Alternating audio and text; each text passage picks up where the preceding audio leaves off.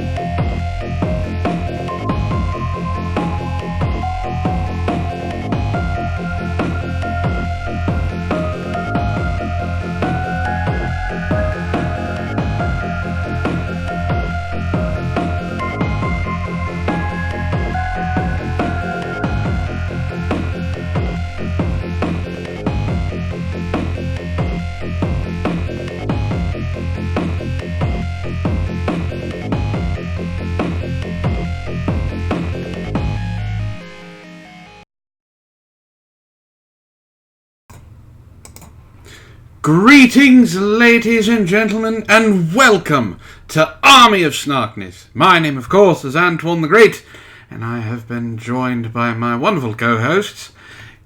If you thought Death rode a white horse, you'd be wrong. She actually drives a Shelby. And plays one mean guitar solo. I give you the final rider of Apocalypse, Death! How's it going, Sarah? It's going well enough. How are you? I'm doing okay. Apparently everyone has had a run-in with one of your sisters for the last couple of weeks, so we have not been able to do the show. That's kind of disappointing. Plague's been in a bit of a mood. I've tried talking to her, but it's not really my area of expertise. No, you're more about the killing. Yes, and this is more girl-related. PMS? No, not that kind of girl-related. Oh. Alright, well, let's move on then. You've only seen him in your nightmares. You may want to, ride his face, someone like Ali. I introduce to you the man, the myth, and the monster. The trio, Zack, Drake, and Shade. How's it going, guys? And he's all quiet. Wonderful. What did you do? I don't know. You had to have Am I coming through now? Yeah, there you are. There you are. There you are. This is some bullshit. Clearly, the dino-centric peoples have fucked with my mic. Antoine, I was unaware that there was gonna be a broad on stream. Know what I'm saying? Oh God, What? he's been hanging out with Penoid. I've seen the light. MGTOW's the way to go. So let's repeal the 19th. Just repeal the 19th. It's all women's fault. Broads are the fault of everything. Trio, do you want to? Do you enjoy feeding on women? Right now, I enjoy nothing but being solitude by myself with my sex doll. I named her Calabina. You know what I'm saying? Calabina? What? Know what I'm saying? She's Latina, but don't tell her that. You know what I'm saying? Alright, we'll go with that. Well, I mean, starting off with Cringe, you might as well go MGTOW, right? Yeah, I mean... So, alright, Trio... Hey, MGTOW's not cringe. MGTOW's a way of life. It's a philosophy, and everyone here should aspire to it. Except for you, because you're a broad, Sarah. I quit. No. Lena Dunham is enough to deal with. I do not have to deal with. If you sniff my hair again, I'm going to punch you in the face. Why would I sniff your hair? I You don't were sniff doing it last broads. week. Nah, look, the only thing I want you to do is stay far away from me and stop trying to take my money. That's all women want to do is take money. They should be back in the kitchen where they belong. I don't know what to do about this. Antoine should have quit. smacked you when you opened your mouth the first time. Oh no. No. Antoine is welcome to try. Zach, you're getting really, really close to drawing the ire of the Rider of Death. I'm not worried about no woman. I'm a man. I have authority. You need to respect that. She's going to beat you upside your head. Look, if she does that, I'm gonna treat her like a man. And then she's going to beat you upside your head even more. Nah, because I got authority. Know what I'm saying? Alright, Sarah, he's all yours. Excuse us for a minute. Come Hey, here. what are you doing with that? No, ow, God, why? God! Ah, fuck! Repeal the 19th! Oh, God! My face! I needed those! Oh, the nuts! Are Why? you done? Why? Why did she punch me in the dick? Do you need me to do it again, or are you going to behave? That's my dick! Yes, Why it did was. she punch me in the dick? You deserved it. Oh, fuck. Oh, God. My dick. In this neighborhood, it's not. Oh, God. It's not snitches get stitches. It's miggers. Yes, continue that, Antoine. Why does she keep kicking me in the dick? Oh. I think it's Drake. You are now assaulting Drake. You can stop. Oh, Drake? God. Are Oh, you why? Drake? What did he do? Why are Decided we to be hitting me in the MGTOW. dick? He made you become MGTOW. That was his own personal choice. Why am I getting dick punched for it? Oh, Because God. he ran away. I'm done I now. think I just vomited up someone else's teeth. Looks When like did it. I eat teeth? You That's might. a question to ask Shade. Is that corn? I don't even Hey. eat corn. All right. I've stopped. Oh, God, I shouldn't be able to feel that much pain. I'm dead. Oh, God. That's a lung. Oh, God. This is what happens. I've made a point. I think you did too. Your MGTOW's authority only, is exerted as far as it takes the woman to whoop the MGTOW's ass. Pretty much. Are you alive over there? I think so. Excuse me. God.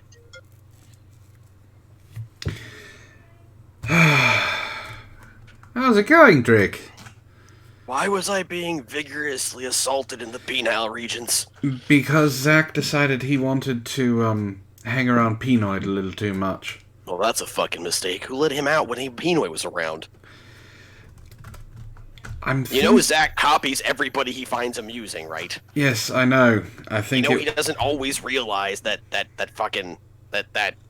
sometimes amusing is bad. I think it was shade. Well, that's ridiculous. So, it's Cringe Book Club tonight, huh? Yes, Cringe Book Club. I think You realize I've been out with the missus all day, and I haven't got anything at all for this. Well, that's why you get to look some stuff up while I start reading. Oh. I could just let Zach do his Pinoid shtick some more. I mean, that was pretty cringy. That was cringy as fuck, yeah, but it's not, I mean... I got enough of that. I got enough of... not me necessarily, since, you know, on Twitter I put him in his place a couple of times. But look, Matt got enough of that on Monday, Tuesday, and then Tuesday night when... oh, you got kicked in the dick too, huh? No, I'm pretty sure... I'm pretty sure I did the kicking. Oh. But So you kicked me in the dick, huh? not you.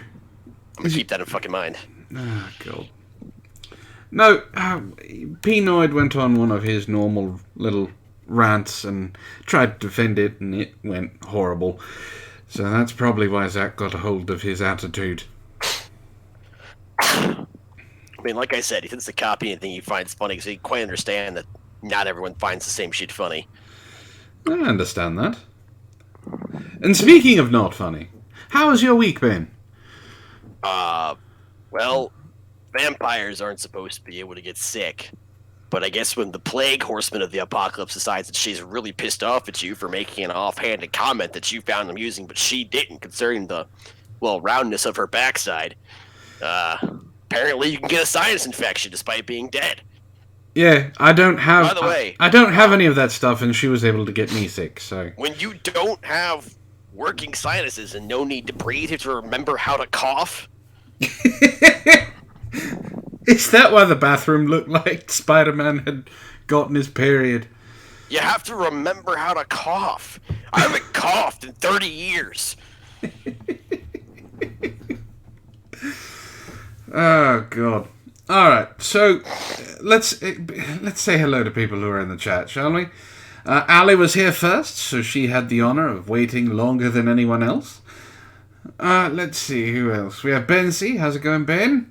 A Miffed Cuttlefish is here. How's it going? Mr. LM002. He says, "Good day, folks." He's also wondering how he got the nickname James Bond, and that's because Sarah doesn't know the difference between 007 and 002. Ben also is asking, is Sarah's horse a Shelby GT500 or a Shelby GT350? I don't know. Cinder Shadow's here. How's it going, Cinder? Czar? Why is Allie feeling... Is Allie upset? I don't know. If you're upset, please tell us why you're upset so we can help you be unupset. Oh, I think it's because I said that she wanted to ride your face. No, she doesn't. Nobody wants to ride my face. Just... They're all too busy thinking about your purring. That is a slight possibility, yes. I'm doing okay, Cinder. It's been an interesting week. I didn't know I was going to be defending the honor of everyone out there of common decency. Well, that's because you're an SJW. Apparently. You fucking virtue-signaling cocksucker. How dare you espouse an idea that women shouldn't be beaten and that you shouldn't beat your partners just because you're pissed. God. Who would think that's a... Like, come on, seriously. Apparently his name is Hardcore. You fucking SJW. Yeah, his name is Hardcore, and he's probably one of the biggest morons I've ever met. Tell me about it. Found out who got me kicked from the WotC streamer event. I'm sorry to hear that. Well, I'm happy you found out who it was, Cinder. I'm sorry it happened, though. I did watch the Filthy Casual's little video about you, though. It was enlightening, to say the least. How's it going, Jolly Rogers Bilgewater? Of course, women shouldn't be beaten. No one likes damaged goods. That's not true. People like me. How's it going, Mitzi? I got a joke for you, Trio. Yeah, what's up? What do you tell a woman with two black eyes? Nothing. You already told her twice. Damn right! I'm waiting for the backlash on that one. We're not going to get any backlash. They're too busy trying to wonder what you look like naked. But no one's wondering that, I guarantee. How's it going, Wren? I absolutely guarantee that no one, not Mitzi, not Allie, not Miffed Cuttlefish, not Jolly Roger, not Cinder Shadow, not Renovations, nobody is thinking about me naked. The only person who would be doing that would be Zaha Ruhi, and she is currently in the shower. For reasons.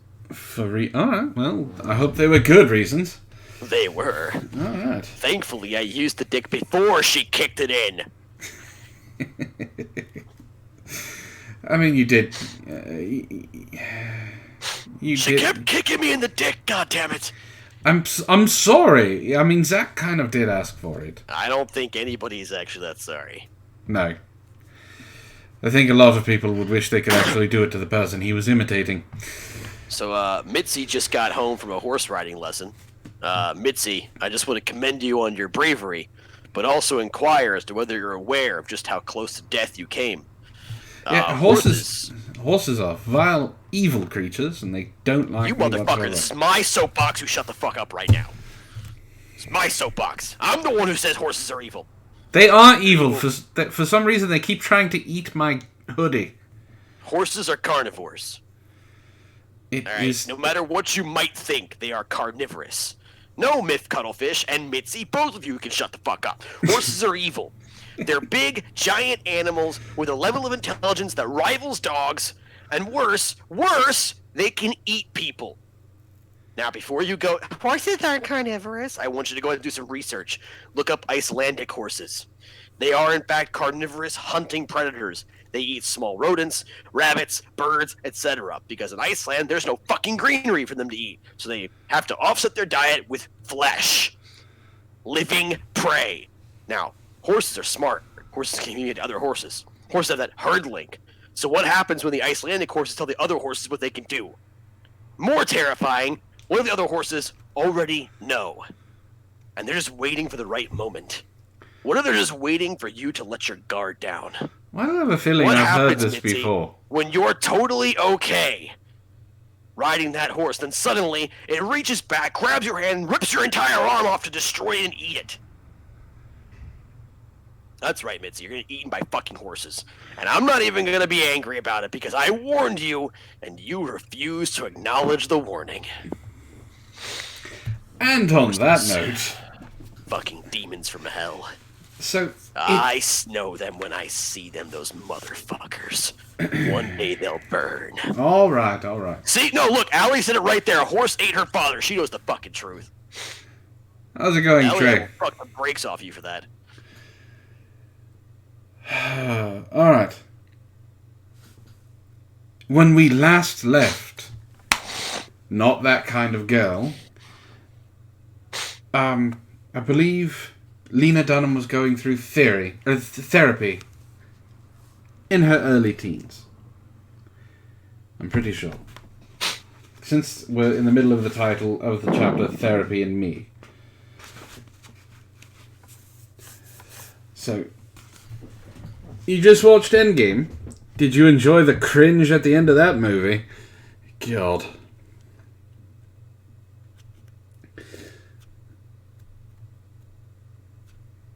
And what kind of girl she's saying she's not? Sane, yes, she's not sane. Alright, let's get this started, because sooner we get this started, the sooner it'll be over. We only have, God, it looks like 25 pages.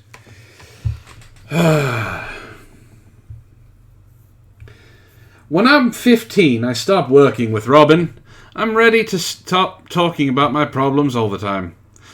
Except she wrote this fucking book. I tell her, and she doesn't fight me. I feel good. My OCD isn't completely gone, but maybe it never will be. Maybe it's part of who I am, part of what I have to manage. The challenge of my life. And for now, that seems okay. Our last session is full of laughter, fancy snacks, talk of the future. I admit how much it hurt me when she reacted with disgust to my belly button ring, and she says she's sorry she displayed her personal bias. I thank her for having let me bring my cat into a session, and for removing said belly button ring once it became infected. Ew. Using a pair of pliers. You! And most of all, for having guided me towards wellness. Oh god, I came back the wrong time. I'm leaving again. No, sit down. Do I have to sit in your lap like this? Really? Yes. For the first time in many years. Wait, hold on. She gets to sit in the lap and I have to massage my kicked-in dick? Hi, Shade. No, Drake. Drake's here right now. Shade wouldn't even be here. I'd be outside killing something if it were Shade right now. You kicked me in the dick. Yes, I did. Repeatedly. But it wasn't me who deserved the dick kicking. It's your fault that that skinny little impersonator decided to run away mid-punishment for his foolishness. Who are you? It's my fault. It's Zach's fault, not yours. Ali It was my fault. Ali is requesting No. to massage your kicked-in dick for you. You know what? She can go ahead and do that. Get her in the booth right now. No. We already have issues with Zachariah Jones doing things in the booth. Can we not? She's just massaging it. Not like she's gonna stroke it off into her face or This anything. is Ali. Allie, if you said you're just gonna massage it and get some life back into it, you wouldn't like stroke it off into your face, would you? Like, I need to know that. Like, just promise you'll be good. I mean, get you in here and you can take care of my pain. I don't know if I'm okay with Myth Cuttlefish's offer right now. Tentacles I'll be right help. back. Hold on. I've seen enough hentai to know where that's going. I mean, it does work for men too. Allie, I'm Yeah. trying to help you out here. Yeah, Here's booth an ice orgies. pack. Booth Here's an orgies. ice pack. Always booth orgies. Do you want the ice pack or not? Yes, I want the goddamn ice pack. Here's the ice pack. Tell Jesus Zach next Christ. time not to run away like a little bitch. You know what? Look, I don't even know what happened. All I know is they're kicking me in the dick. For the first time in many years, I have secrets. Thoughts that aren't suitable for anyone but me. I miss her the way I missed our loft after we moved in 7th grade. Sharply, and then not at all. There is too much unpacking to do. Within 6 months, I'm ignoring my housework and skipping class so I can hang out with my pet rabbit, Chester Hadley. My parents think I'm depressed, and I think they're idiots. Because of my medication, I'm sleepy all the time, and I become notorious at school for napping in my hood. Snapping to attention the moment a teacher says my name. I wasn't sleeping. My fascination with Robin's daughter has never died. Just like her fascination with, her little sister. And our lives overlap just enough that I have a sense of where and how she is. I'm told she pierced her own nose at summer camp and is dating a graffiti artist named Sex. Once, our mutual friend puts us on the phone together and I can barely speak. "Hey," she growls. "It's you," I say. My struggle is deepening, and my father tells me that I'm going to see Margaret, a learning and organization specialist who I met with a few times years earlier when my parents discovered I had been stuffing all my unfinished homework under my bed for half the school year. I remember her fondly enough, mostly because she offered chessmen cookies and orange juice before we set to work on my math homework. When I arrive this time, she doesn't offer any cookies, but she just looks like I'd left her. Wavy red bob, creatively draped black dress, and witch boots. More What like... are witch boots? I don't know. Yes, I said his name was Sex.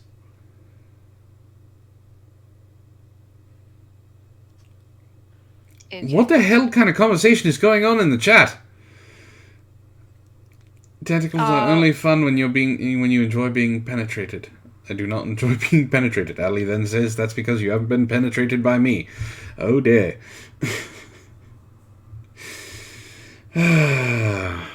I'm moving on.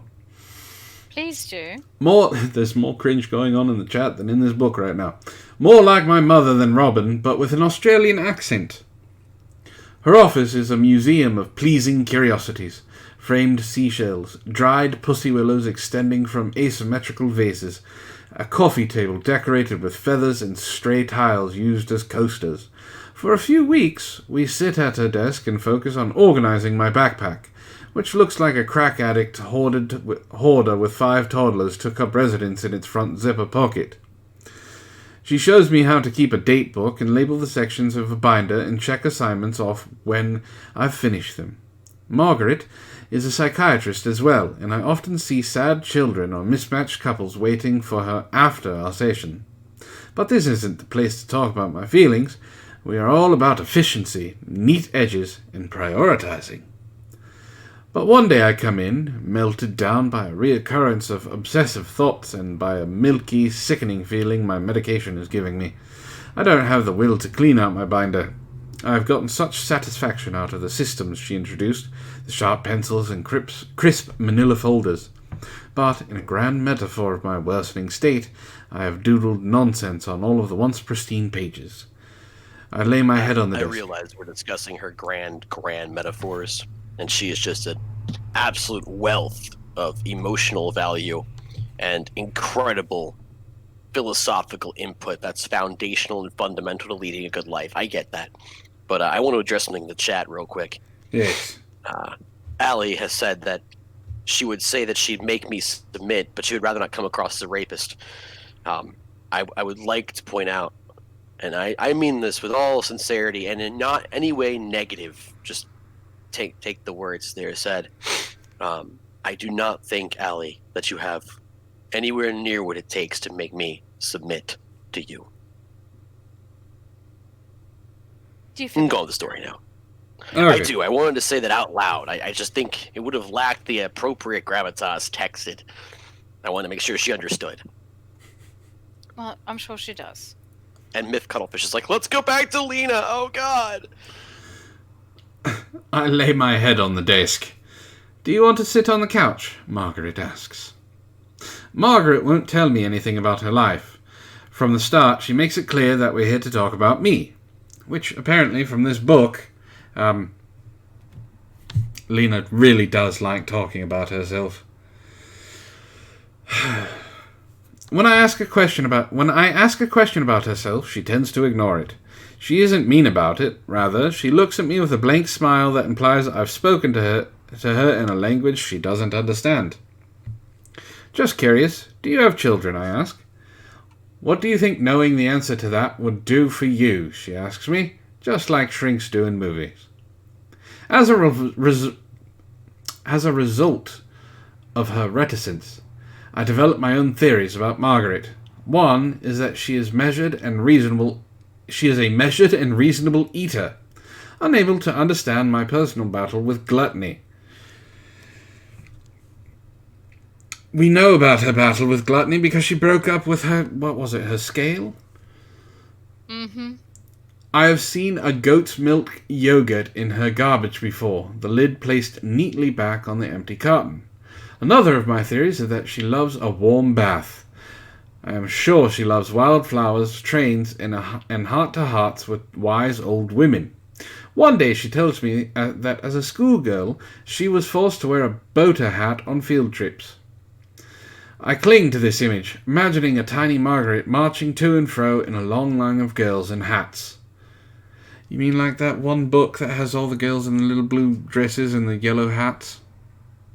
Madeline? Yes, Madeline. Then there's the autumn day I come in to find her with a bright, shiny black eye. Before I can even register my shock, she points to it and laughs. A bit of a gardening accident. But I believe her. Margaret would never let anyone hit her. She would never let anyone wear shoes indoors. She would always protect herself, her floors, and her flowers. My father says his friend Bert knew Margaret in the 90s, that she had been around for a minute, having a dalliance with a video artist. I imagine their dates. He slides into the booth across from her and asks her how her day was. She just smiles and nods. Smiles and nods. Apparently that's a thing. I guess. I don't know. That Audrey and I... Now we're talking about someone completely fucking different. Audrey is Robin's daughter, I think. That Audrey and I wind up at college together is one of the strangest things that has happened. Maybe ever, but definitely to me. On the surface, it makes perfect sense. Two New York City girls with similar SAT scores and similar authority problems being directed towards the same attainable liberal education by uncreative administrators. Well, at least she knows she's not going to amount to much. Mm-hmm. We all know that. It's nice to know that she is equally aware. They both had similar SAT scores, so I'm assuming it was the low 700s. At least for Audrey, she got the 600 points for signing her name correctly. Lena Dunham, on the other hand, I mean, she just guessed randomly. Still up in the air. But spiritually, I can't believe it. After all these years of separateness, that's not a word, we are together. We bond immediately. Moreover, what we hate than what we love. We both hate locks. We both hate boys in cargo pants. We're both sick of kids from Long Island saying they're from New York. And we spend the first few weeks of the school year riding our new red bicycles around town in impractical shoes and too much lipstick. Unwilling to let go of the idea that city girls do it differently. What? City girls do what differently? Ride bikes? I guess ride bikes. How do you ride a bike differently? I don't know. And yes, a myth cuttlefish. Lena's stream of consciousness is a living nightmare. Try reading it. Welcome to ours.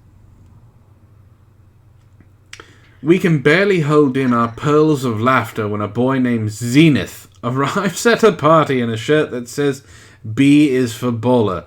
You know, you shouldn't be laughing at his shirt. Because, I mean, yes, that's cringy as fuck to wear something like that. But being named Zenith? Really?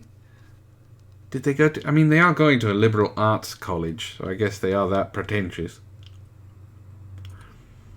We set our sights on senior boys who run ironic literary magazines and try to avoid using the bathroom next to anybody but each other. What? Alright, whatever. Audrey is an intellectual. Likes to talk about Fellini and read thick books about tainted presidencies by old bearded men. Okay. Is there a reason we're learning about this, Reach?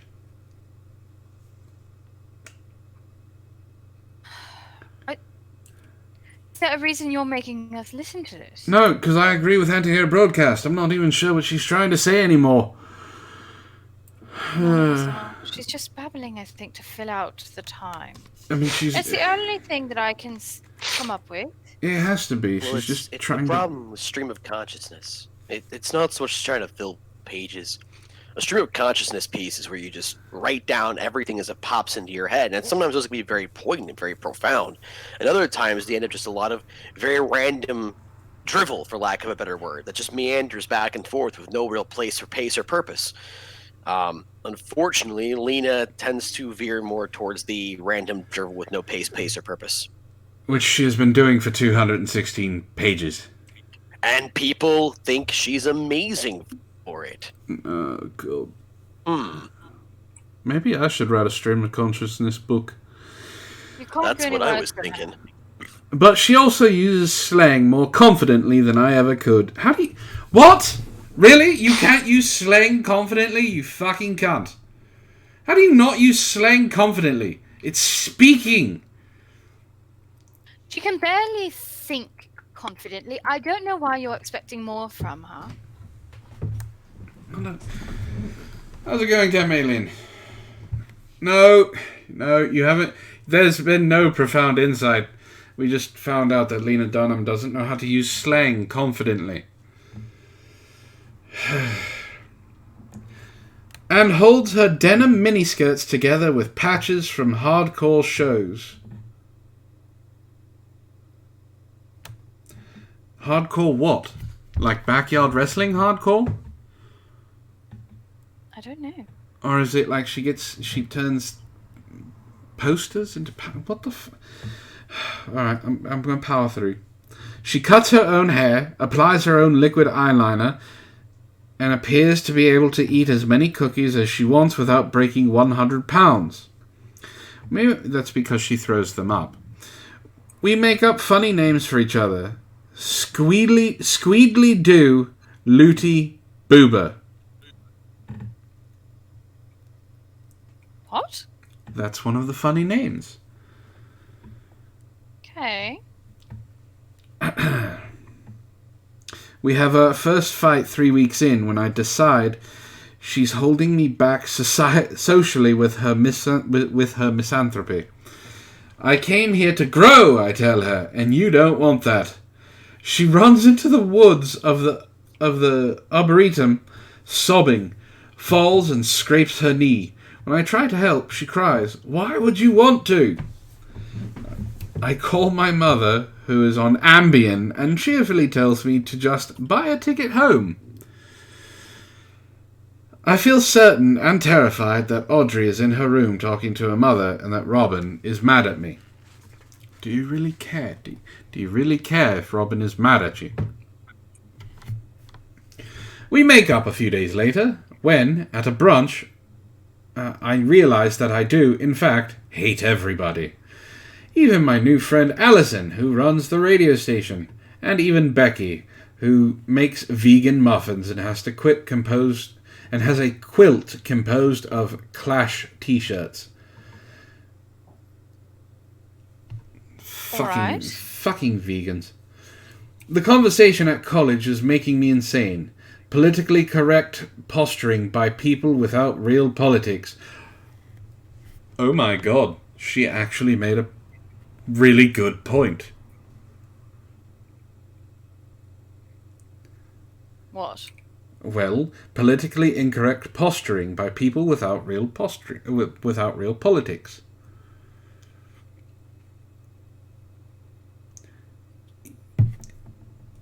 I'm waiting for the point. That's the point. The one on her head. Well, that's the point, though. She's at a liberal arts college. Anyone with a politically incorrect view by the majority of the students are going to think that they have no real politics to speak of.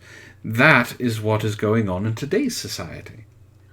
Oh, I follow. Are you sure I can't just run the apocalypse now? I mean, you can. At least in this dimension, the people that we're broadcasting to, I mean, they'll be fine. Good. That's all that matters. Alright. Continuing on. Audrey was right. We are all that is good for each other. Sometimes Audrey and I are eating cereal, or drying off after the shower, and I see a flash of her mother. Robin is here, young and naked. My friend. Yes, Wren, a broken clock can be right 2 times a day. Margaret is on vacation, and it's an emergency. Hold up. Oh, you're Are back. you back again? Well, I don't know what you're talking about. I was never here in the first place. Anyway, I have a what did she just say about she sees somebody's mother naked? She is in college rooming with her former therapist's daughter, and she is eating cereal or drying off after the shower with her former psychiatrist's daughter, and she is seeing her former psychiatrist naked in her daughter. Okay, I just wanted to be certain we were on the same level of that's fucked. Yeah, it's pretty messed up. I mean, you gloss past it without really pointing out just the disgusting fuckery of that. Also, I thought of something very important that I need to share with all of you. And what's that? Lena Dunham with an I gal face. Oh, God. No. Just let that sink in. No. Oh, just God. Let it sink in. No. It's there in your head now, isn't it? Ugh. Yeah, it's right there now, isn't it? You can see it. Eyes crossed, tongue hanging out, drooling. Ugh. Yep. That... It's right there now. It's in your head too, isn't it? I'm gonna just admit it. I'm right gonna, there. We're going to move on. Yep. We're trying. The is spreading. We're trying not to make the chat throw up. Marguerite is on vacation, and it's an emergency. My mother and I are in the worst fight we've ever had. One that tests the concepts of unconditional love. Not to mention basic human decency. And the thing is, no one is right exactly. What's the fight about that? She wants you to actually fucking grow up? Maybe she found out that you diddled your little sister and she's quite upset about it. One would assume she would be upset about it. Or maybe she's finding out that her father really did stick a fork in her vagina when she was 5. But why do we have to go back to that? Because She likes to make us suffer. Because I'm not quite sure. Hey, yo, Lena Dunham. I'm not quite sure if she's damaged, but I hope to fucking God she is. Lena Dunham fuck silly. These are probably search terms that you can find on porn. I don't want to see that. I bet if you look, you'll find them. We both followed our hearts and had no choice but to hurt each other deeply. I try, Margaret, but as this is not technically a life-threatening emergency, I don't leave a message. Next I call my aunt, who I hope will at least tell me I'm not a sack of rancid garbage shaped like a human. No one can actually tell her that because it's true, and they don't want to lie to her. You don't know about that, Tsar? Really? Yeah, she used to lay next to her little sister when she was sleeping to quote-unquote figure out some things, put rocks in her sister's vagina when she was an infant, and then basically groomed her to be, well, pedo bait. In short, Lena Dunham's, well, kind of a really creepy fucking pedo. I would say, what was it? A sack of rancid garbage shaped like a human. And you and Sparky fucked it. No, we did not. Yes, you did. There's videographic evidence. No, there is not. There is. I already put it on the internet. It's there now. No, your mom isn't easy, and neither are you. No, Lena Dunham is very easy. We found that out a couple of chapters I think ago. we determined that already. Yeah. If you feed her and tell her she's pretty, she will put her pants down for you. No, remember, she likes being abused. If you feed that's her, right. If you feed her, and tell her she's ugly. Yeah. You fucking fat bitch! Look at you eating all that poutine. Now take this dick. It's covered in gravy. Oh, gross. It's a gravy dick. And that's good homemade sausage gravy too. Don't waste it. I don't know how you'll fix it. I just know Just that you strip it have out to. of her tits and lick it off. She suggests I call her friend, relationship expert Dr. Linda Jordan. Linda will have thoughts, she promises, and she is great with giving fast and efficient advice. Advice? My therapist has never given me advice. She's all about making me give myself advice. So about... Is she called masturbation advice? Possibly. So, about to commit my second major betrayal since the one my mother can tell you all about, I call someone else's therapist. Relationship expert Dr. Linda Jordan is on a trip to Washington, D.C. with friends from college, so she calls me back from a bench outside the Smithsonian. It turns out we've met years ago at a bat mitzvah, and I vaguely remember her cap of honey hair and a handful of chunky diamond rings. So what's going on? She asks, with a warm but solution-oriented tone of a high-powered divorce attorney. Which Lena Dunham's father should have done to his mother a long time ago. Mm-hmm. I let it all pour out. What I did, what my mother did back, what we'd both done to each other since we did those first things that we did. Uh-huh, Linda says, letting me know she's with me. Finally, I breathe. So, am I terrible? For the next 20 minutes, Linda says yes. I'm just kidding. I'm kidding. That would be the greatest part of this book. Absolutely. For the next 20 minutes, Linda talks. First, she explains some basic facts about the mother-daughter relationship. You are her possession, but you are also a person. Oh, don't let Pinoid hear this. Oh dear. We'll get his hopes up. Next, she tells me that we've both behaved in perfectly understandable, if unpleasant ways. I get it. I get it is a favourite phrase. So, she concludes, this is actually a chance to reach the next phase of your bond if you will let it be. I know that you can come out of this stronger than before if you can tell her, you're my mother, and I need you, but in a different way than before. Please let us change together. Oh, that's so sweet. No, it's not. Yes, it's like the therapist taking 20 minutes to tell her, yes, she's a piece of shit, is the alternate ending of the descent into madness that is this book. Thank you, Cuttlefish. I love that idea. Can we do that? I'd still have to finish. Oh, damn. Where was I? I hang up and feel the panic subside for the first time in days. Relationship expert Dr. Linda Jordan has helped me. I don't know why she has to keep repeating the full title. And fast. It was like Margaret, where I talk around something and she nods and we discuss a Henry James novel I've only read a part of, and then we meander back to the topic of my grandmother or how I'd kill to be asleep, and then I compliment her shoes, which are, as always, fabulous. What the fuck? Why was that? Why was that? That's an entire fucking paragraph. Why? Why are you reading this? Because I have to. And see, we're not friends. I don't like you. I asked a question and Dr. Linda Jordan gave me an answer. And now I have the tools to fix it.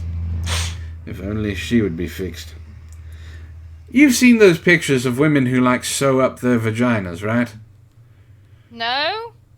That's feminism at its finest. I was going to say, we need to do this to hers, as well as her asshole and her mouth. She doesn't need... She'd die. She could still breathe. No, like all the toxic waste would build up inside her, and she'd end up being like one of those bloater zombies that eventually explodes and covers everyone in rancid shit goo. She's already a bloated, rancid pile of shit. Do you want her to explode and cover everyone in rancid shit goo? Can we put her out to sea and watch it happen from a distance? It's already causing me allergic reactions. God damn it, plague. I hang up the phone and call my mother. I love you. I say, you're my mother and I need you, but in a different way than before. Please let us change together. That's fucking bullshit, she says, and I can tell she's in a store. Ha ha! Yes. Good job, Lena's mother. Call her on her garbage theories. Audrey has 15 sinus infections this winter alone, so, doctor's orders, she is having her nose broken, septum straightened, tonsils and adenoids removed. 5 of us troop uptown to Robin's apartment, where Audrey is recuperating. Before we ring the doorbell, we put on Groucho glasses with attached noses and hold up our jug of soup. How's it going, Thorn? Robin answers in yoga pants. The patient is this way, she says. Audrey lies on Robin's 4-post bed, nose bandaged, looking even tinier than usual. Robin climbs onto the bed beside her. How are you feeling, sweetie? The other girls head to the kitchen to unpack the magazines and cookies we bought from the kiosk in the subway.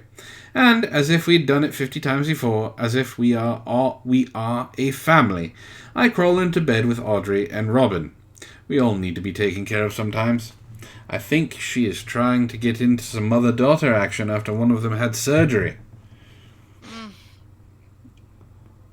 Ali says, the way we're changing subjects is putting my ADD to shame. Well, here we go with another subject change. I just want to point out that the very idea of Lena Dunham involved in some sort of lesbian MILF love affair is absolutely sickening. As an undead creature, I don't actually have to worry about things like nausea, and yet here I am, nauseated. It's even worse than that, Trio. It's all of that, adding on top of it, incest. Of course, I mean, that could just be leftovers from when we said that one thing about Plague's butt. Possibly. You do deserve that. We were complimentary. Apparently not. Thorn She's doesn't got know. a nice ass. Thorn, you don't know who Lena Dunham is? Sit back and enjoy. It is a giant. Thorn. Yeah, it Thorn, is if a- you've respected anything I've ever told you, make like a good vampire and flee for the night. She is a human-shaped sack of rancid garbage. That Antoine fucked. I did not. I want to make that very You did clear. not. He and Sparky put dick to that. They wrote it like it was a cottage cheese bucking bronco. Oh, They God. did not. Yep, smacked it and watched the waves. Ew. Margaret, Communication is working. Margaret and I have talked on the phone from just about everywhere. I've called her from beaches, speeding vehicles in western states, crouched behind a dumpster while she decided to take a shit, in the parking lot of my college dormitory, and from my bedroom 10 blocks from her office, when I didn't have the energy to make it my way to her couch. Well, what is that, every day that she doesn't eat a pint of ice cream? Oh, that was rude. To the ice cream or to Lena Dunham? Oh, the That's a question. fact that we have to question everything right now is very sad to me, and I don't approve. From Europe? Implementation is not your inspiration, so you object? Look, anytime the demontation is not caused by me, of course I object. There's somebody who's encroaching on my territory. This is cultural appropriation, goddammit. Poor baby. Didn't see that one coming, did you? From Europe? Actually, doesn't surprise me at all. From I will Eu- eat your face. Oh, you two quite Don't done. make me start pounding your face into the floor again.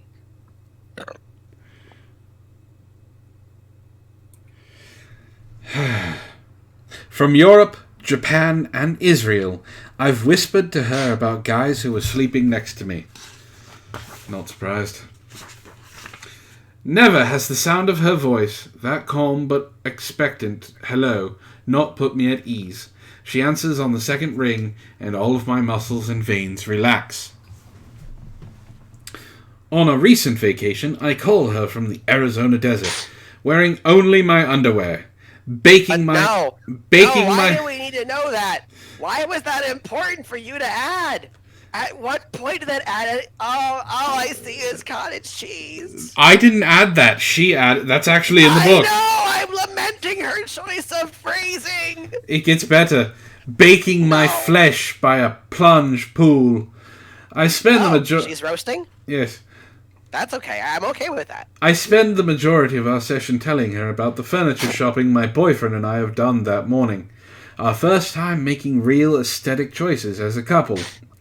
Wait, so is she... I don't understand. Is she lesbian? Bisexual? Or just... A whore. freak? Confused. No, the Yes, correct that's term... probably The correct term... Yeah, the correct term is whore. I would honestly, and I say this with all love to Ali, she is more thirsty than Ali could ever be. Allie's not that thirsty, though. She's got no interest in me.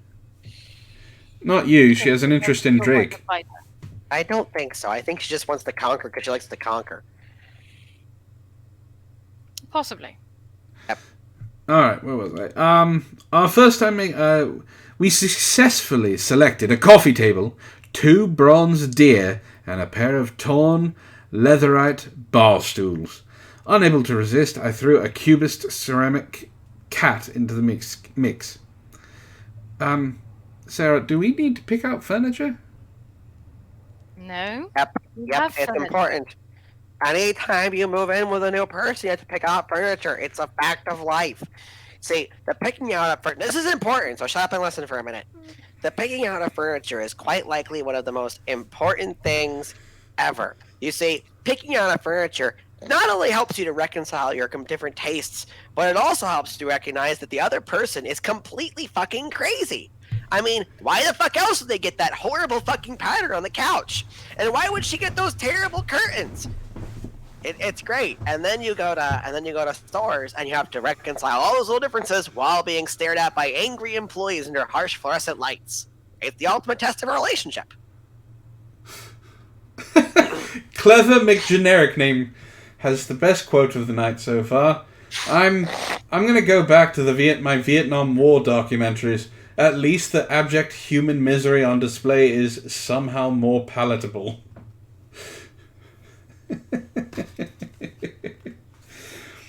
I really feel like we have similar taste, I gosh, ignoring how unsure the sounds about the addition of kitschy metal animals to a living room. That's wonderful, she says. My husband and I have always had similar taste, and it really makes creating a home such a pleasure. With her accent, pleasure sounds like... I'm not trying to say that. Someone speak hick. Pleasure. There you go. Pleasure. There you go. No, pleasure. There you go. Pleeeshuh.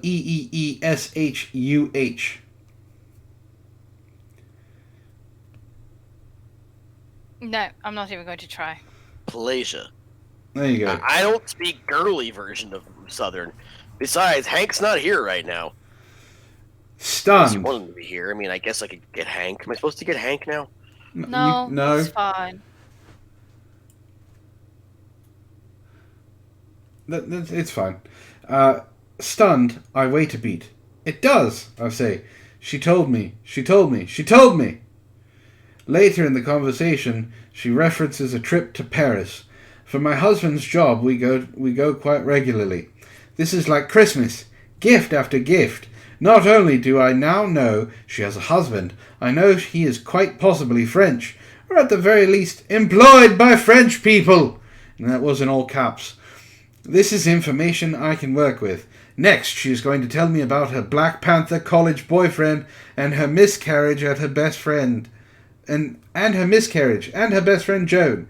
Huge news, I tell everyone who will listen. My therapist has a husband, and he might be French. Why does Margaret deem me ready now? Why the fuck does that matter? I don't know. What does it matter if her husband is a French person? I don't understand. It doesn't... Look, you're supposed to at least have some sort of sense in your senselessness. This is outrageous. You have no idea what you're talking about because you're a stupid fucking whore. Just stop feeding your misery and get over yourself and you'll be much better. Sarah. You feel better now. Bitch! Sarah, you know how next week we're going to be trying to break you again? I think we've broken the trio. Yeah, I think Zach is broken. I'm not broken, I'm just annoyed. Why does Margaret deem me ready now? What test have I passed? What maturity have I displayed? None! Do therapists have a metric by which they judge our ability to work with information rationally? Yes, are you Lena Dunham? If the answer is yes, then you cannot work with information rationally. There's an entire book displaying this fact. Thorn, I have there was no point to that whole paragraph. There's no point in anything she does. The woman is a senseless bitch. Yeah. She is a vapid cunt whose eyes are pits to hell. I wonder if she regretted it when she hung up, frowned, and gathered up her pretty hands, the hands with a gold ring on every finger, so as to keep the mystery alive. Maybe I have properly conveyed the truth and security of my romantic relationship, and she is ready to admit me into a club of stable, balanced women with which she shares. That's never going to happen, Lena.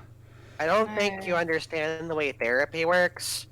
Therapists are never your friend by the very nature of their job. They're therapists. She has an idea. Your friend.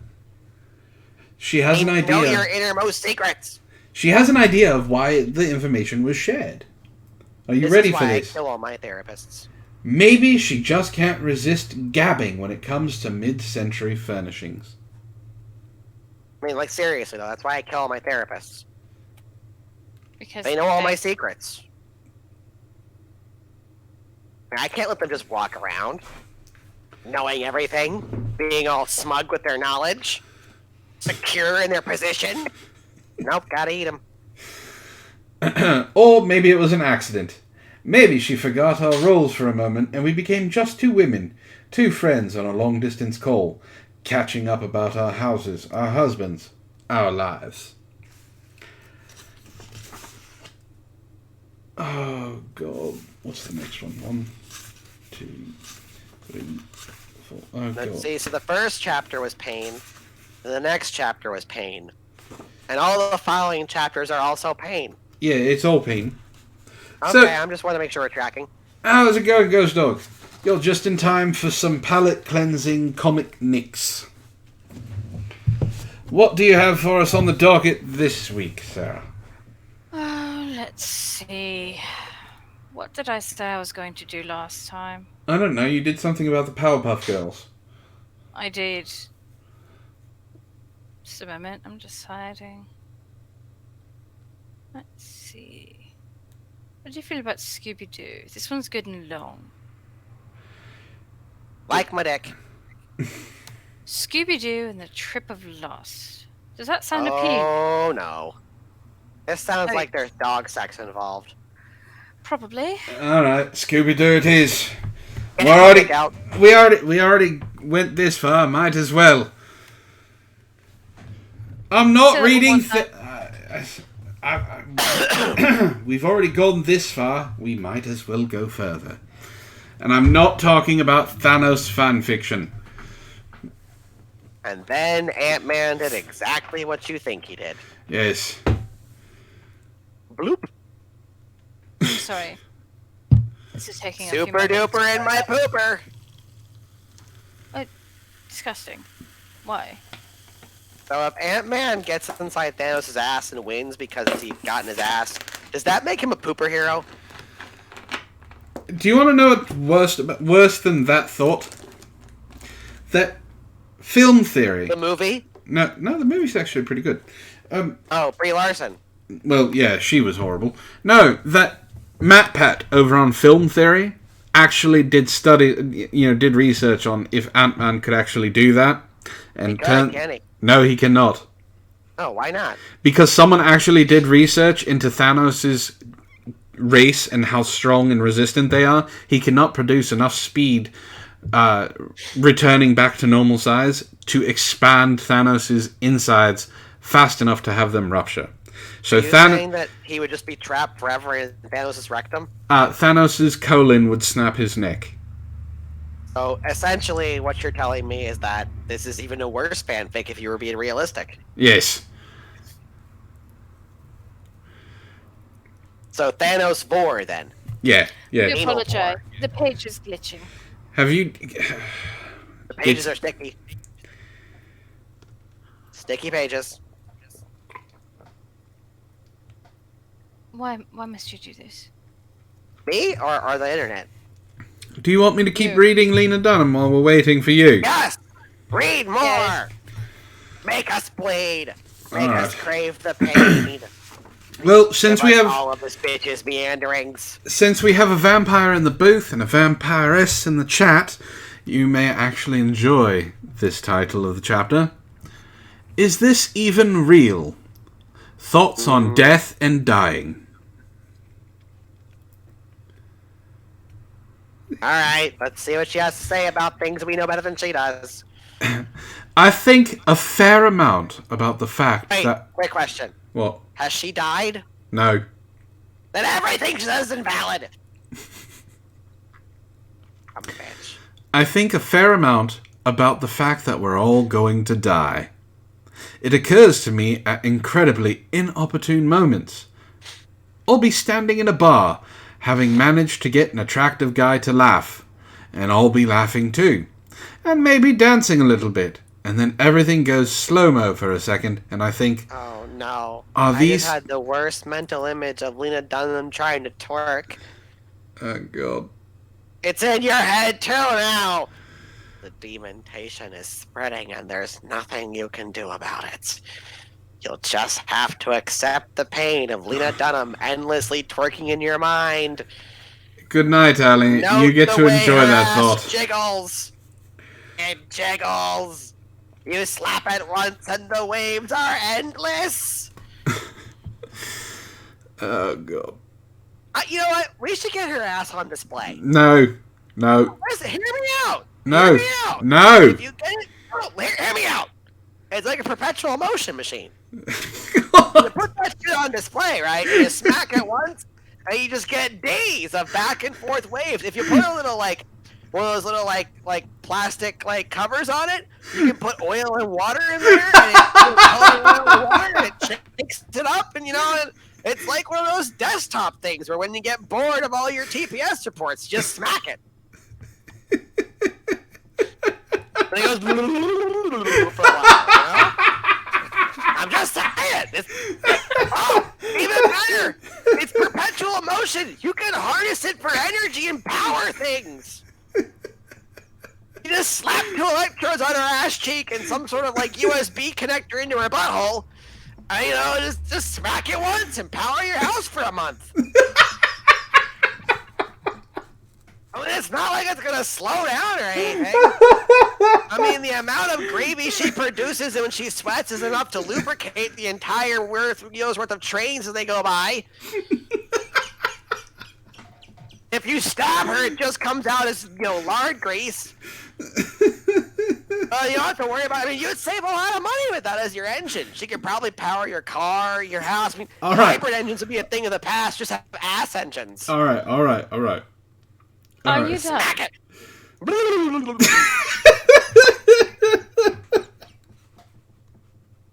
This is why I keep the trio around.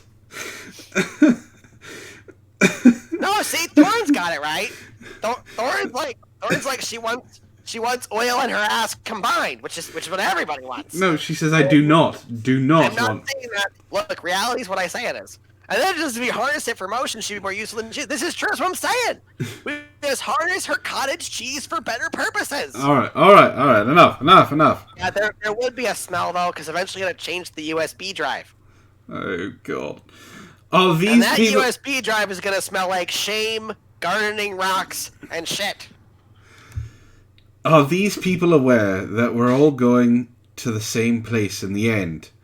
I can slip back into conversation and tell myself that the flash of mortality awareness has enriched my experience, reminded me to just go for it in the giggling and hair flipping and speaking my mind departments, because why the hell not?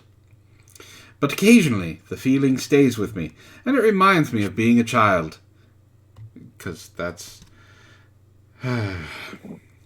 So I think you gave Zar permanent insomnia.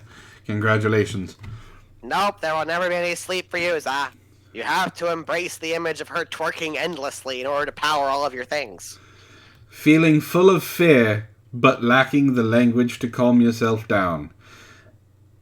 I guess when it comes to death, none of us really has the words. I'm sorry, Ghost Dog. I didn't know he was going to go on a rant about that. I have drank all the rum and used all the bleach for anti-autism enemas. Sarah, do you have the page pulled up? I do. No. You think about what I just said. No. You think about what I just said. No. Alright. It's already in your head.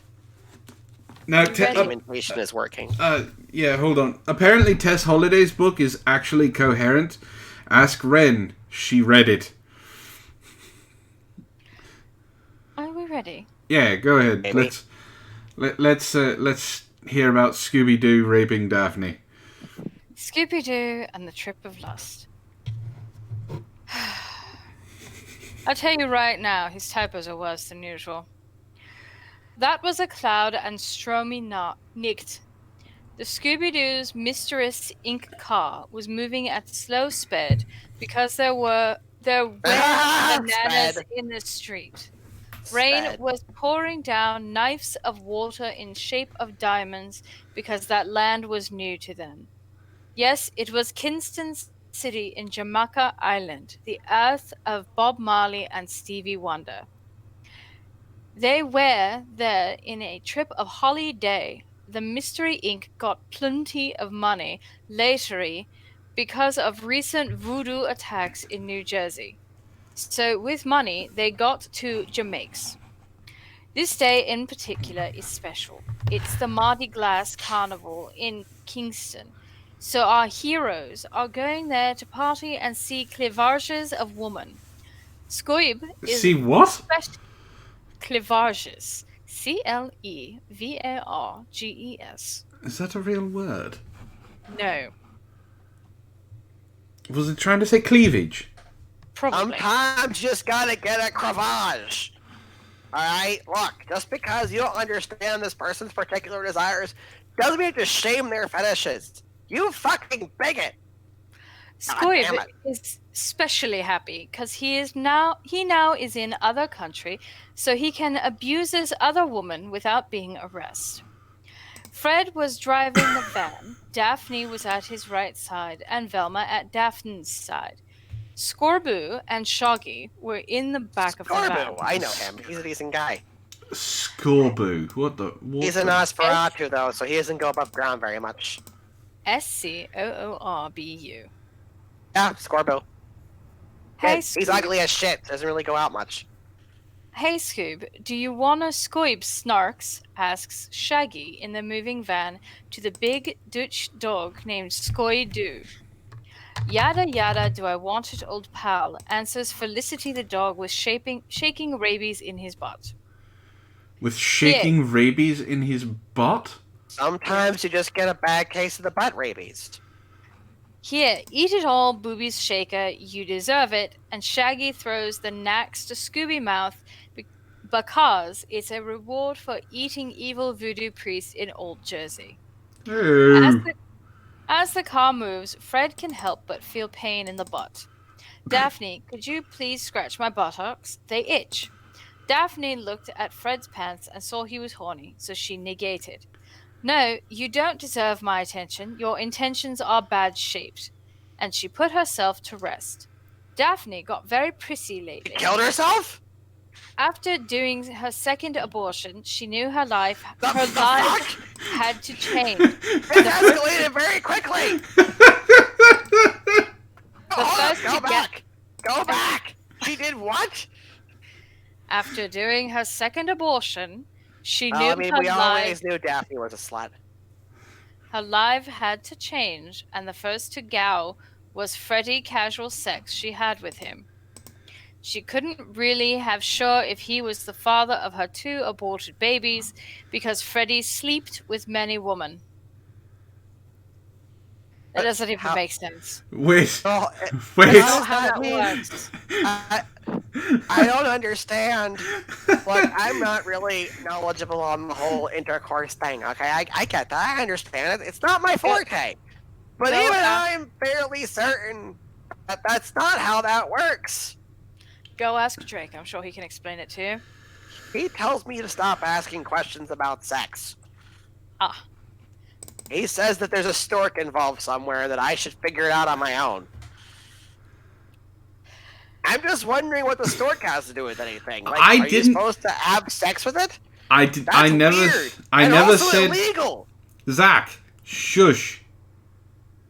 You know, we're never going to get through at this rate. I'm just saying, if you have to involve animals just to procreate, then maybe your procreation system's not that great. Oh, Fred, said Velma, the hot chicken in black-flamed glasses, let me help you. And she moved her hand to appease Fred's pain. No, cried the blonde Boy Scout, slapping the nerdy girl's hand with his pale, nail-crusted fingers. Hey. Velma became utterly sad. She always have been the black canary of the group, always ignored, always shit-chatted in the back. If Daphne spoiled the plan, who got the poop in the face? Veldma. If the villain scapade, ho let him goes? Voluma. It all was her, the mistruded, the butt sect.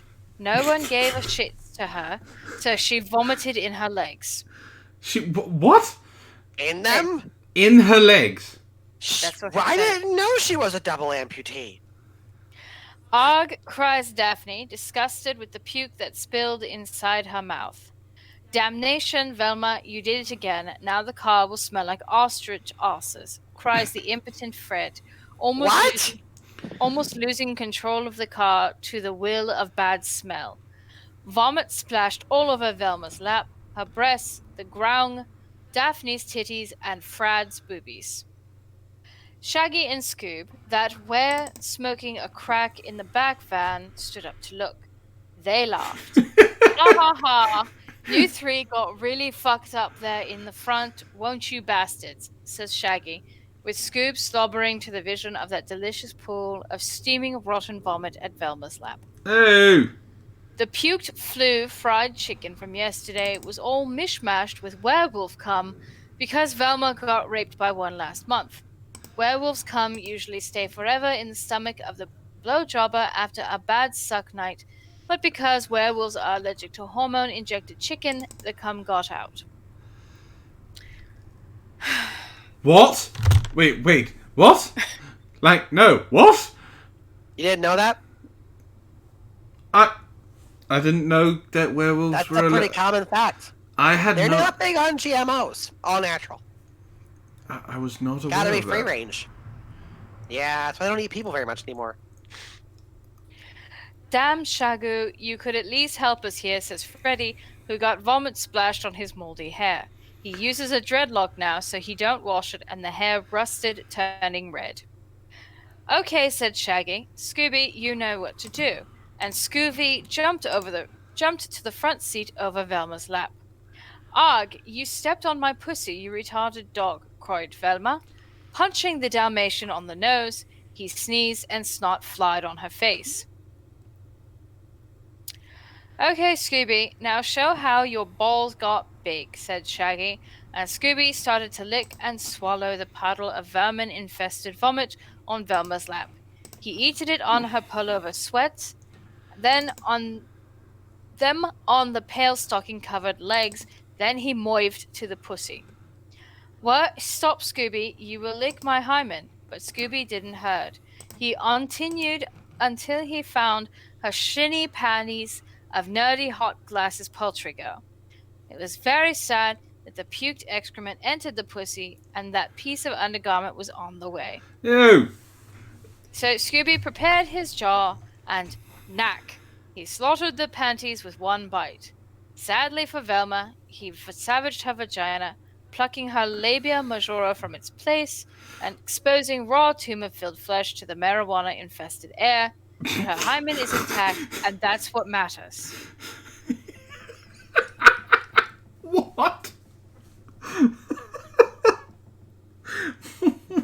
What?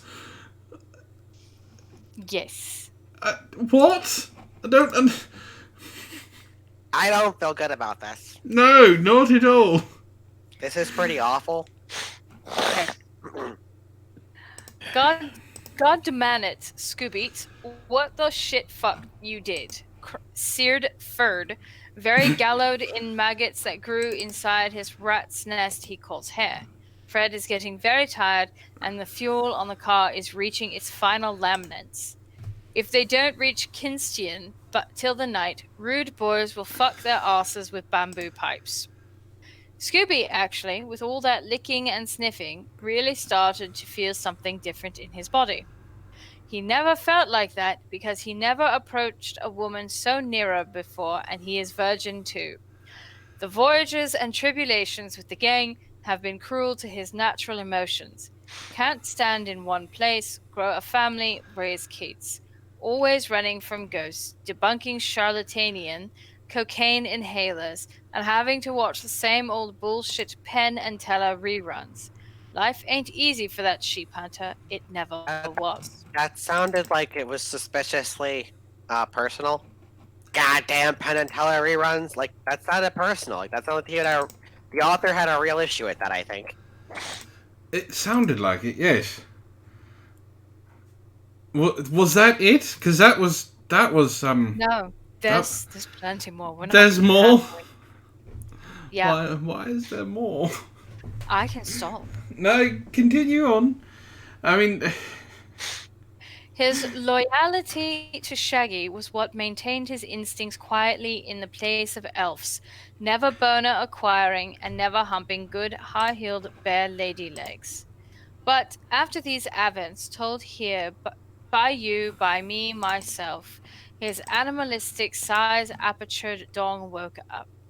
The first signs of inner life inside that old swinging dick risen up, the blood clots started to flow inside his vein-filled and marred penis. Blood-filled Wait, and did you say marred. mod penis? Maud. Like- M-A-R-R-E-D. Oh, I thought you said Maud, like fang-filled. I was really concerned. What, you've No. never met someone with a fanged penis?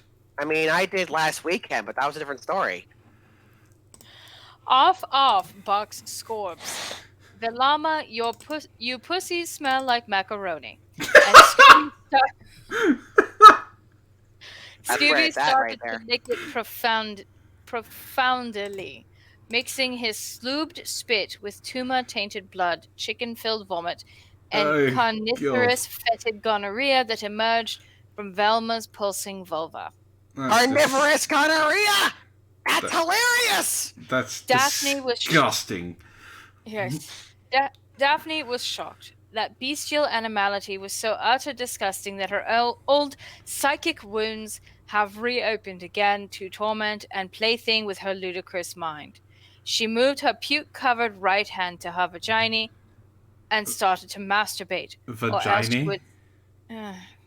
Or else she would snap, and all the treatment she'd been doing would get cancelled results. To help with the masturbation, because she don't want to lust over Scooby because he is friend, Daphne grabs an issue of Playgirl starring Steve Buscemi. What the fuck? Fred, yep. That's Fred- not... okay. Sure. Are you done? It's Steve Buscemi. There's nothing even remotely attractive about the man. Good. Fred kept driving because it was stormy night, and if he looks the sex, the car crashes, so he masturbates mentally. Meanwhile, Velma, visibly distraught, mutters and howls with a cicerone's loud voice. I don't know what that is. Stop it, Scoobies. You will unvirgin me. I'm keeping my hymen to my first boyfriend. But she don't have any. Stop after some licks, Scooby stopped. He felt bad taste in mouth. Velma, don't clean pussy because it's against religion. Oh, Scorbus, said Velma. Scorbish? Scorbus. Moaning like a koala. Thank God you stopped. I felt I was Like- starting to like it, and it's not A good happy for our koala? friendship. Or a sad koala? I don't Like, what know. kind of koala are we talking about here? Because those are two distinctly different noises. I'm just saying! This is important! Scorby agreed, so he lifted his penis and inserted it full frontal inside Velma's moronic vagina.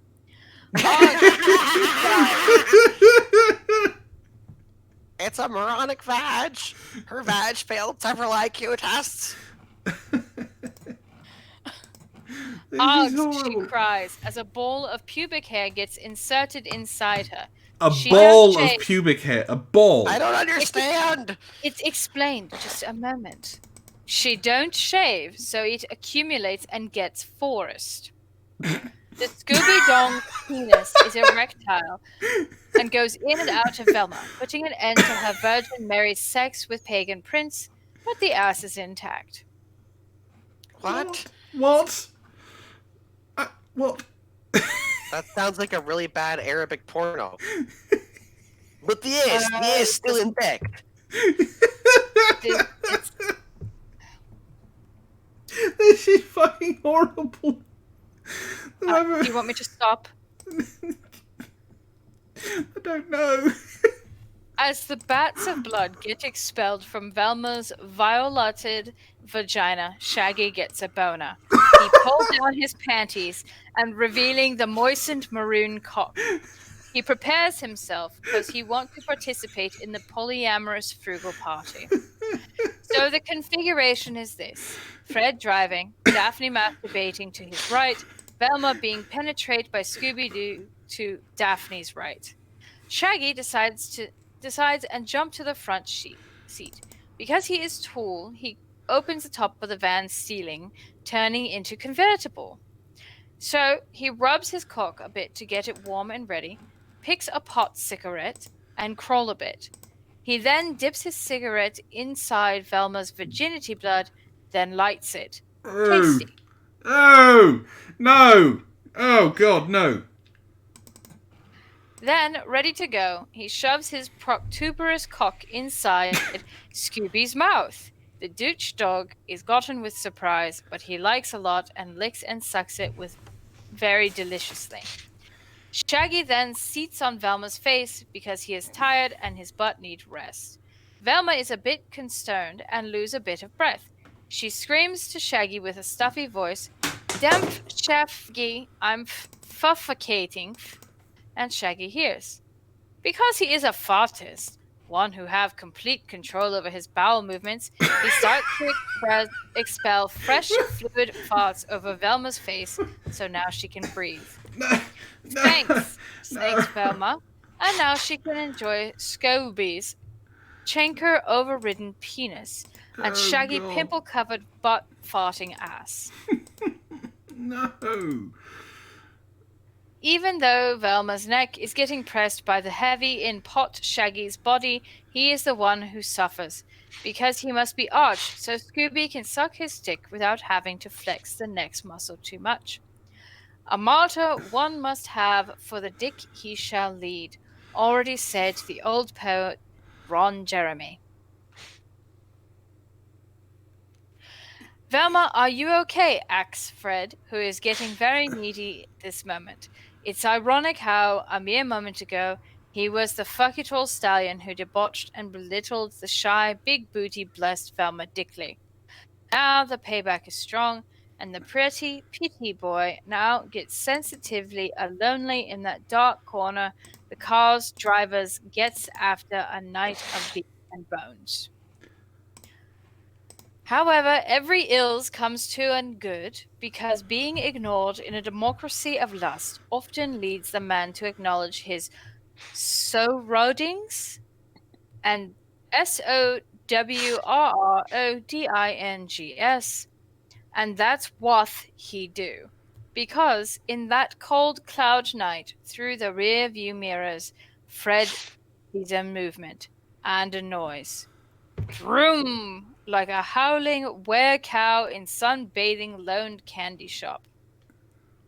What? Fred squeezes his eyes to see how it was, and then, oh no, my fouling God. Damn, the Rudy boys, screams Fred's. Everyone getting in the fuckery gets alarmed. Shaggy promptly shoots. Fast, Scooby, shoot come in their engines. What? Fucking what? Velma intervened. Shaggy come shot does not work that way, and she turned her head again to the inside of Shaggy's butt.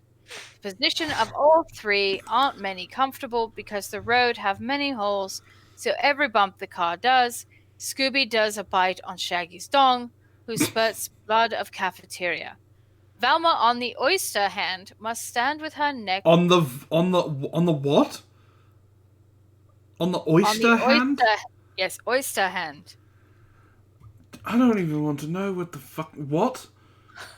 Must stand with her neck the Shaggy butt weight, but she already know the life of a wife is not so simple. Good blowjobbers have strong necks.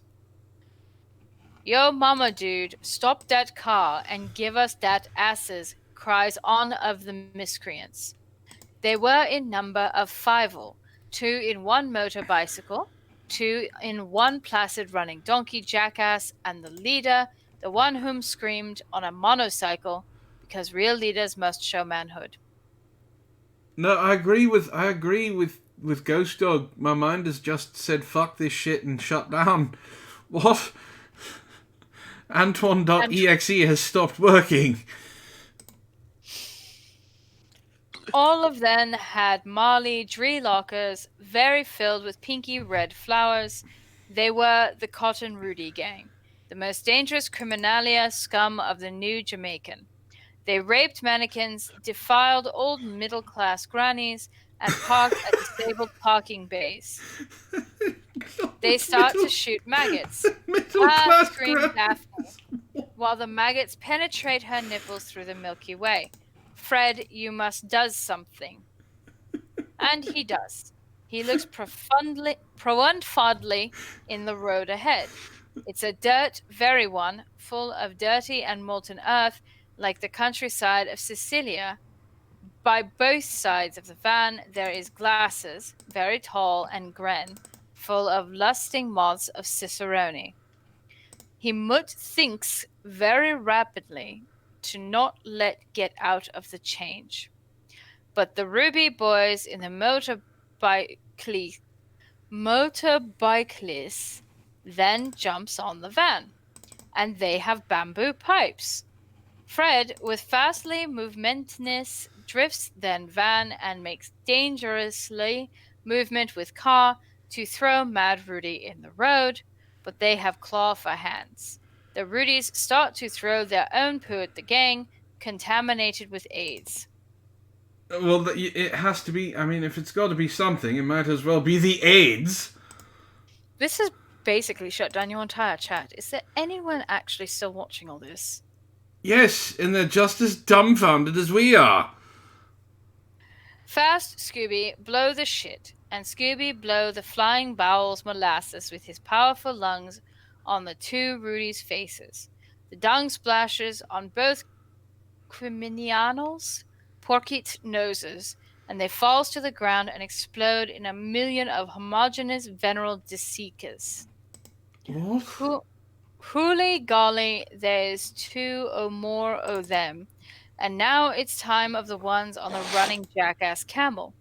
The camel get to stomp by the side of the van to take then off the road. Jaggers cries Freds, with much destiny in his hands and losing control of the suffering Mystery Inc. van. With all that movement, Scooby shakes and his jaw closes on Shaggy's penis, almost amputating his manhood, but Shaggy is a hippie, so the power of rock saves him. The power of rock. Yes. Daphne Well, is remember, still... Shaggy only needs 10% of his power at any given point in time. Yes. Sure, we'll go with that. Daphne is still Master Barton, and with all the bumps and crashes on the car, she inserted her whole hand inside the vagina, but the pussy is okay because she trimmed her woman nails. Velma is the one suffering most abuse, mainly caused by Shaggy bursting ass's pimples. The mucus of those red, round, floppy skin diseases gets entering her eyeballs and tainting her black-framed glasses. It will need a polish, but not from Charlie Goldman. That's disgusting. The car is almost getting out of the road. Fred is having a hard time to control the vehicle. It keeps skidding on the cannabis plantation that covered the menacentful country. But the gang's leader keeps the strong arm on the wells. He knows how to deal with unexpected situation. In an act of virile masculinity, Fred moves the well closer and knocks the camel's toes, perforating the femoral bones from its head. The camel falls on the ground and goes on spinning like a mad Mary and throws the two Rudy ones on the van. This time, Scooby is the one to act, and he slaps both boys with his many inches dong way, and they fly to the air very high, only to fall by the side of the river, hallelujah, the river of joy, and they die. And they die. And they die. And they die. Alright. Good Scott B. There's only one more left, cries Freed, with gases and pooping in his trousers. Even though there's How much only more one... is there? Quite a bit. Alright. This was a 3,000 word thing. Alright. Do you want me to stop? No, he's fine. He's fine.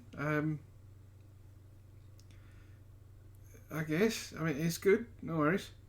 Sort of. Okay. Even though there's only one maniacal left, they are impossibly disprepared. That one is the most viciously anally raping monster of old Dutch Jamaica. He never lancers, he takes it all and swallows the pussy. That's why he is the leader. Worse than that, the car smell is horribly fired by all that vomit, clotted blood, and proliferating homophobic parasites. Most of the water contained inside these waste fluids got evaporated with the mad race to the life against Rudy boys, so the vomit, blood, and poo impregnated on the skin and the clothes of the scalby gnag, leaving an utterly abysmal stench of rotten elephant corpses humping with half-raped pregnant hyenas.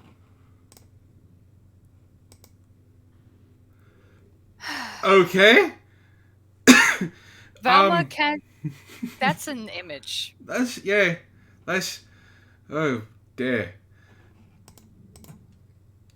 Velma can't even move her body because it's all covered with warm baked vomit pap. At least she couldn't Ew. catch a cold a cood or swine flu. But the worst is Guna Kum, the Rudy leader, is approaching. His machine gun mounted on his monocycle is readying its aim at the head of our heroes. What gang of scombi is gotta do now? Daphne, you must act now, raises the question Fred. And Daphne, clearly she knows what he talks about. Obot, I'm sorry. No, I cannot. She screamers with yelled lungs. Yes, She you must. screamers with yells lungs. I'm not making that up. Yes, you must, Daphne, or else the gang will get butt raped. As she falls into tears of unglory, the destiny of the clique depends on her attitude towards animalistic fellatio. If she does it, if she, for only this moment, do what it must be done to save every all people, all the therapy sentience, all the talks and self-discoveries she did after abortion trauma would mean nothing. She thinks, oh lordy, why all it? Why you inflict more pain in my heart? Does I deserve to be a hooker to the fortune? Yes. This burden is all mostly self-traumatic. What to do? The gang looks at her vomit-covered, fading pale skin. She blinks those emerald eyes with difficulty because pigeon poo stuck on her eyelashes. Pigeon poo stuck on her eyelashes. Yes. But the will is there. Only a fried hand is need in this moment of doubts, in this moment of hesitation. Fred goes with his left moral hand to her shoulder, and then Scooby with his tongue, and then Shaggy and his cramped hand of crack, and even the farted Velma puts her hand on Daphne's bubbies. Everyone is with her. Bubbies. Show your bubbies and vaggie. B-U-U-B. No, I understand what you were saying. I'm just saying yeah. Yes. Everyone is with her. Everyone show the love. Show that they will be forever by her side. Gang, says Daphne, between tears of sorrow, but happy at the same time. I love you all, and I will never give up. And Daphne strongly reunite forces to do what must be does. Action Schwarzenegger Rambo music rolls. Not kidding, that's what it says. Rambo music rolls.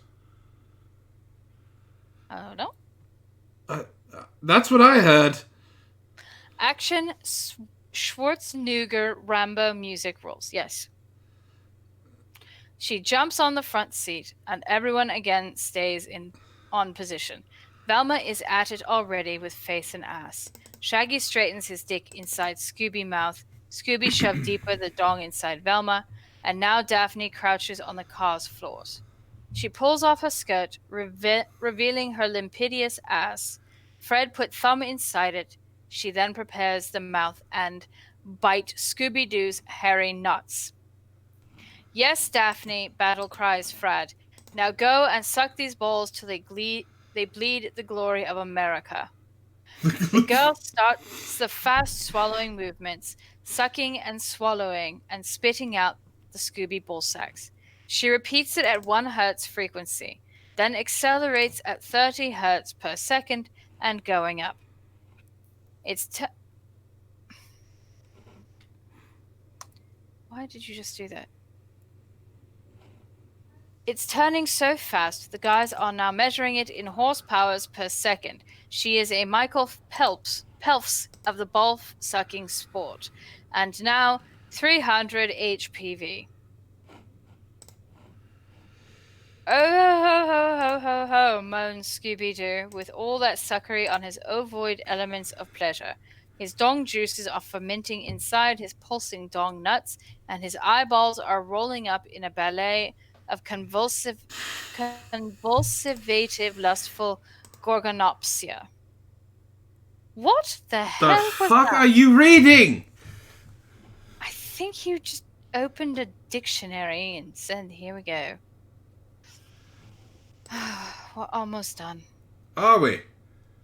Yes, Daphne, goes Moors. He is readying the cannon, utters Fred, given strength for that girl to keep up the great Cheops ejaculations of the Egypt. However, the Rudy boy leader already aimed the gun, and he shoots. A plethora of crack cocaine holding sacks covered the hobo's frozen sperm get fired at the gang with such a ludicrous speed even Dark Helmet would have his brains melted by that furious display of Spartan zoophobia. Fred, act fast! And he does. He moves the wells fast and starts to dodger every one of the shower of superlative malady-inducing projectiles. But it's all too much, and he can't keep this till forever, so he cries, "Fast, Scooby, come!" Scooby is feeling the cum come. The cum coming very more, and his mouth is slobbering with ultimate luxury over Shaggy's swollen mega dick. But Shaggy is a coward man of principles. He feels his doggy companion cannot aim correctly his massive dong to shoot the Rudy Batard, and will doom all of them to a fate of eternal damculation in the cum pools of hell. So his bowels get loosened. Ooh, this is a lot to just unpack here. Like, for Shaggy real. I know. It gets better. Wait. It gets Cries- better. How the Cry- fuck does it get better? Shut up, and I will tell you. Cries in utterly desperation, Velma already feeling the dung penetrating in her nose. You is pooping and splorsh.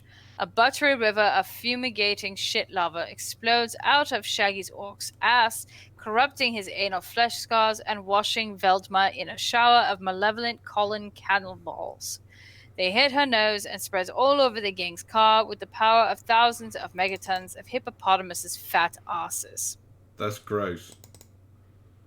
Arg, screams everyone, getting totally subdued by that stinky mass of black morgue mojo, but Daphne. She maintained the flux of suck spit, and now reached over 700 horsepowers. Scooby-Doo's balls are blackishly purple like the molten core of sun, and it lights like hot coal getting masturbated by thousands of horny gorillas. His climax arrive. His climax arrive. I will gonna come, screams Scooby. Daphne God. immediately get out, giving the cue to Shaggy, Scooby innermost frenid of heart. Okay, Shaggy, shoot to kill. And Shaggy get hold of Scooby mighty power cannon and aim to the invading Rudy leader. Die, Americans, screams the Rudy, and then an eruption of white mighty thunderball of dog's cum explodes in the face of Rudy Boy, launching him to thousands of miles in the outward starry sky of Bob Marley's land. The power of the fuck juice is so strong it disroots the dreadlock user's skin, making vaginal holes in the middle of his murder belly and trespassing through his poppy-filled brain, exploding him into a cataract of bloody messed guts of marijuana poop-filled bowels. A shower of displeased Rudy That's body a weight. fucking image. A shower of displeased, Rudy body waste and sadly clamoring viscera falls over the Scooby Gang's Mystery Van Inc., and the Scooby Gang rejoice.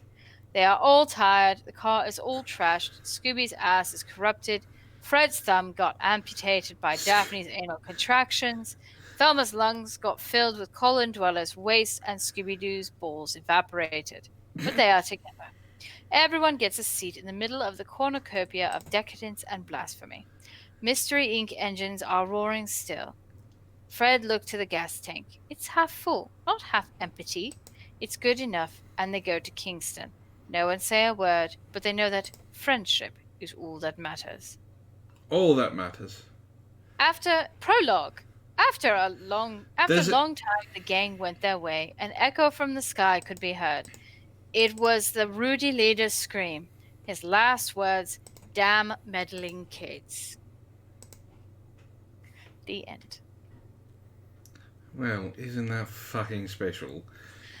I think you're going to need to pry the trio out from underneath their console because they're hiding. No, we're not hiding. We were just waiting for you to stop being so rude whenever we interrupted you. You interrupted me. Yeah, but you were rude about it. There was no need for that. You were being rude first. I can be rude back. No. We were merely interrupting you for comedic value.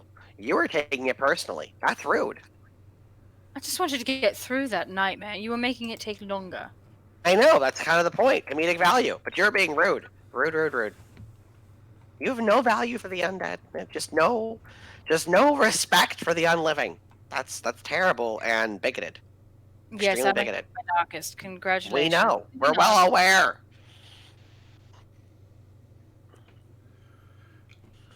I don't know what to... Oh, lordy. Just embrace the Scooby suck.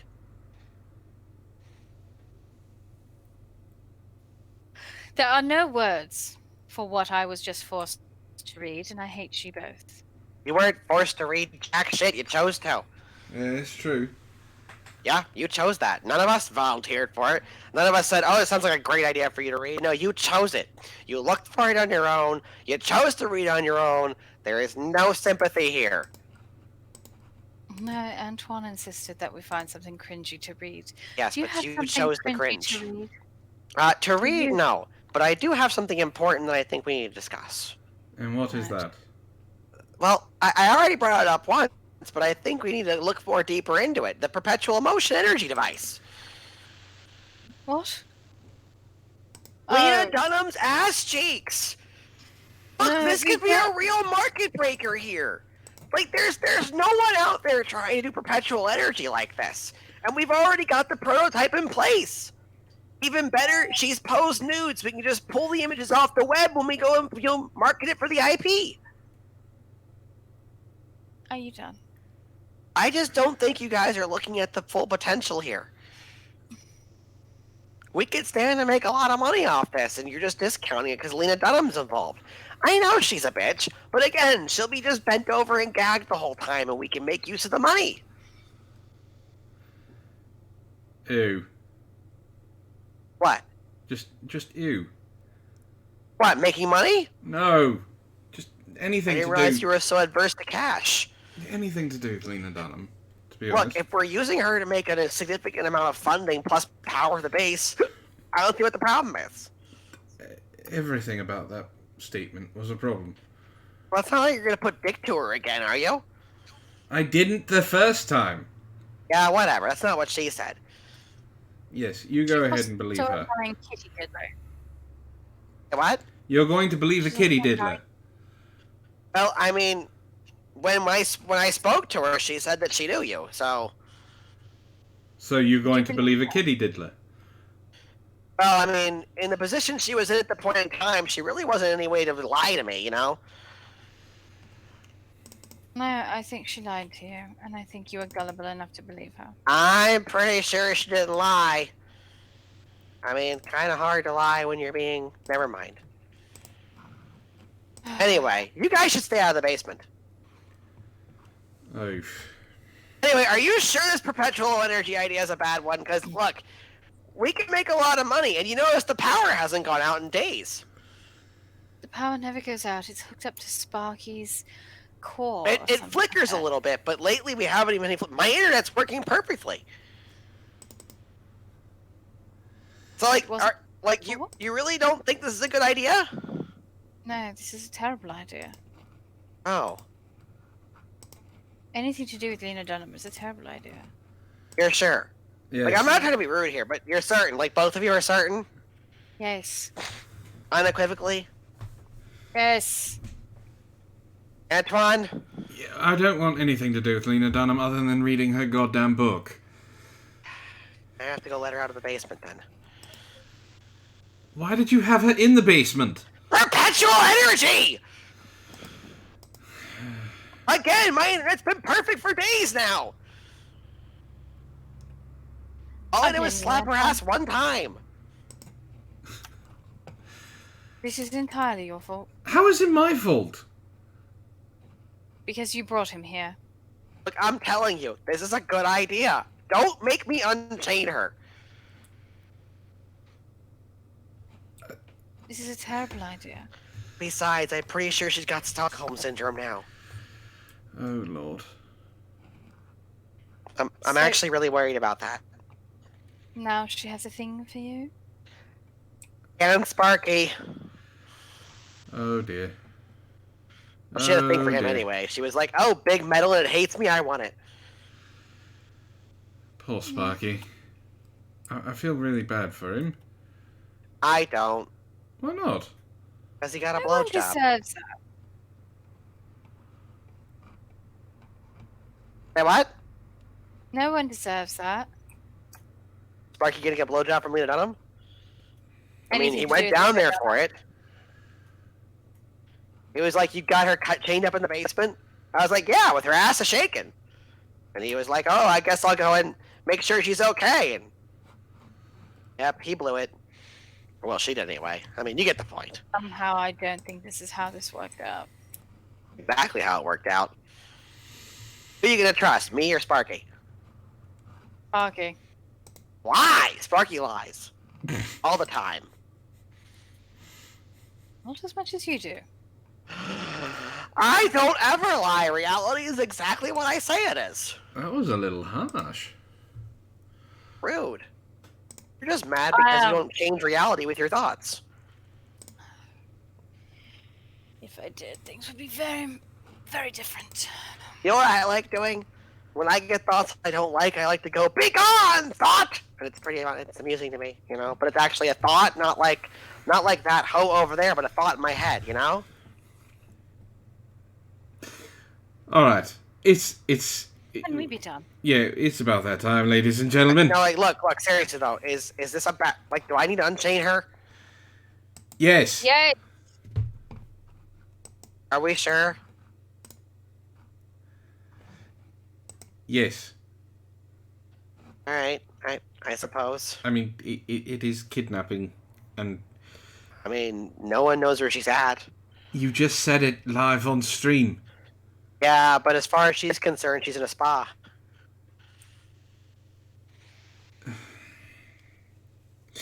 Let her go. Thank you for joining us, ladies and gentlemen. This has been Army of Snarkness. My name is Antoine the Great, and I've been joined by my two co-hosts, the fourth rider of the apocalypse, Death, you would know her as Sarah, as well as the man, the myth, and the monster, the trio. You would know them as Insane. We're not insane. We're perfectly balanced. And also, I should probably feed her. This has been... Just keep going. Yeah, Keep this going. has been Cringe Book Club for the month of May. Join us next week, where it's the second Thursday of the month, where we will once again try to break Sarah. So I hope you enjoyed the show. I hope you enjoyed the cringe. You all have a wonderful evening, and we will definitely see you next time. Bye.